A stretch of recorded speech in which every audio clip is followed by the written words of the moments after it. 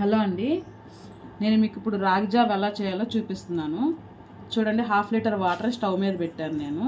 అందులో కొంచెం చూసారు కదా, కొంచెం అంటే కొంచెం 4 గింజలు అన్నట్లుగానే మనకి గల్లుప్పు అని చెప్పుకుంటాం కదా, దొడ్డుప్పు అంటాం కదా, ఆ ఉప్పుని ఆ రాగి జావ నీళ్ళల్లో వేసుకోవాలి. స్టవ్ మీద పెట్టిన వాటర్లో వేసుకోవాలి. వేసుకున్నాక ఈ వాటర్ కొంచెం హీట్ అవ్వాలి.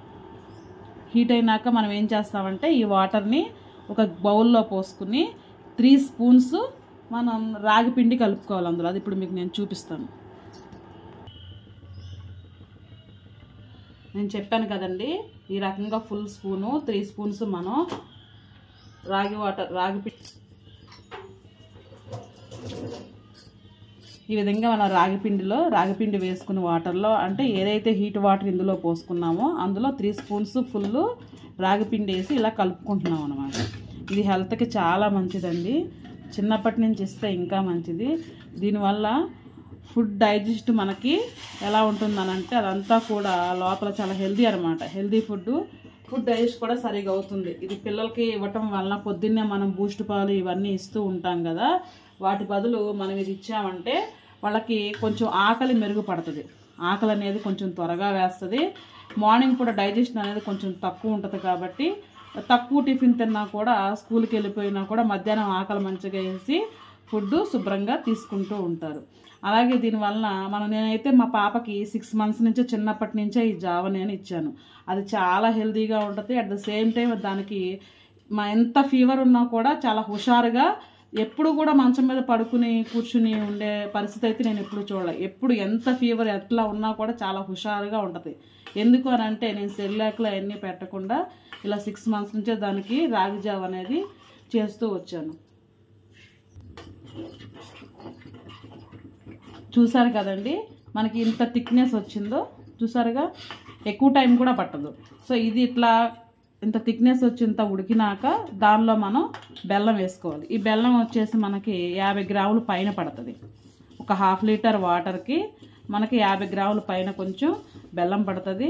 అలాగే కొద్దిగా సాల్ట్, కొద్దిగా కళ్ళుప్పు ఏదైతే ఉందో అది వేసుకుని 3 స్పూన్లు రాగిపిండి వేసుకుని కలుపుకుంటూ ఉండాలి. ఇట్లా వేసుకుని దీన్ని తయారు చేసుకుని ఈ విధంగా దీన్ని కలుపుకుంటూ ఉండాలి. రాగి జావ వల్ల చాలా ఉపయోగాలు. చూసారు కదండి, బెల్లం ఇట్లా కరుగుతూ ఉంది. బెల్లం ఇట్లా కడిగినాక మనకు చూసాక ఒక గ్లాస్ పాలు తీసుకున్నాను నేను. ఇది మా ఇంట్లో అందరూ తాగుతారండి, అందుకోసం అని చెప్పి నేను 1/2 లీటర్ వాటర్ పోసుకున్నాను. ఎవరెవరికి మీరు ఇవ్వాలనుకుంటున్నారో తనకు తగిన మోతాదులో మీరు వాటర్ పోసుకుని దీన్ని తయారు చేయొచ్చు. అంటే 1/2 లీటర్ వాటర్కి 3 స్పూన్లు అని చెప్పాను కదా, మీరు దానికి తగ్గట్టుగా మీరు దాన్ని తయారు చేసుకోవచ్చు. ఇలా లోపల బెల్లం అంతా కూడా కరిగిపోవాలి. పూర్తిగా కరిగిపోయి మనకు చూడడానికి కొంచెం థిక్నెస్గా కనిపించి జావ ఇలా ఉంటుంది. ఇది తాగటం వల్ల ఆరోగ్యానికి చాలా మంచిదండి. అలాగే షుగర్ పేషెంట్లు వాళ్ళు కూడా దీన్ని తీసుకోవచ్చు. ఎందుకంటే దీనిలో మనం బెల్లం వేస్తున్నాము. అట్ ద సేమ్ టైం మనకి ఇది తాగటం వల్ల ఆకలి తొందరగా వేయదనమాట మార్నింగ్ పూట. దాని తర్వాత డైజెషన్ కూడా ఇది మెరుగుపరుస్తుంది. మీరు చాలా చోట్ల వినే ఉంటారు రాగిపిండి గురించి, బెల్లం గురించి, దీనిలో ఉన్న పోషకాల గురించి. నేను ప్రత్యేకించి మీకు చెప్పవసరం లేదు, కానీ చెప్తున్నాను. చూసారు కదా, ఇప్పుడు మనకి రాగి జావ తయారైపోయింది. సో దీనిలో మనం పాలు పోసుకోవాలి. అంటే ఇట్లా వేడి మీద పాలు పోసుకోకూడదండి.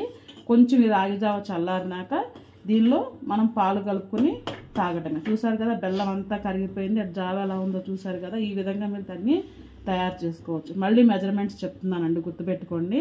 1/2 లీటర్ వాటర్ని కొంచెం బాయిల్ చేసుకుని దానిలో కొద్దిగా కళ్ళుప్పు వేసుకుని ఆ బాయిల్ చేసిన వాటర్ని 1/2 వాటర్ తీసి గిన్నెలో వేసుకుని దానిలో 3 చెంచాలు ఫుల్ స్పూన్స్ రాగిపిండి కలుపుకుని వాటర్లో గడ్డలు లేకుండా కలియబెట్టుకోవాలి. ఏదైతే మనం స్టవ్ మీద వాటర్ పెట్టుకున్నామో దానిలో. తర్వాత అది కొంచెం ఉడికిన తర్వాత ఆ రాగి జావలో మనం బెల్లం కలుపుకున్నాం. అంటే 50 గ్రాములు మాకు 4గురికి వస్తుంది, 5గురికి వస్తుంది. 5గురికి 50 గ్రాముల పైన నాకు బెల్లం పడుతుంది.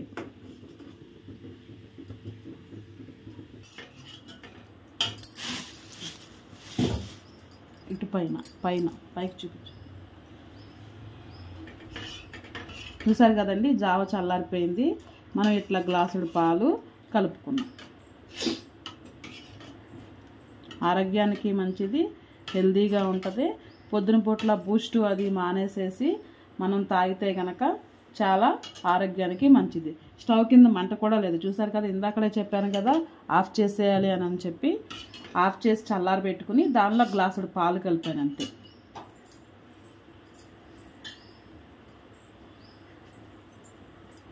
ఇలా కప్స్లో పోసి పిల్లలకి, మా ఇంట్లో అందరం తాగుతామండి, అందరం ఇష్టంగా తాగుతాం. అందరికీ కూడా ఆరోగ్యానికి కూడా ఇది చాలా మంచిది. అందుకని చెప్పి నేను కాఫీ టీలు మానేసి నేను కూడా ఇదే తాగుతున్నానండి. పిల్లలకి పాలు ఇవ్వటం మానేసి పిల్లలకు కూడా రాగి జావే పట్టిస్తున్నానండి.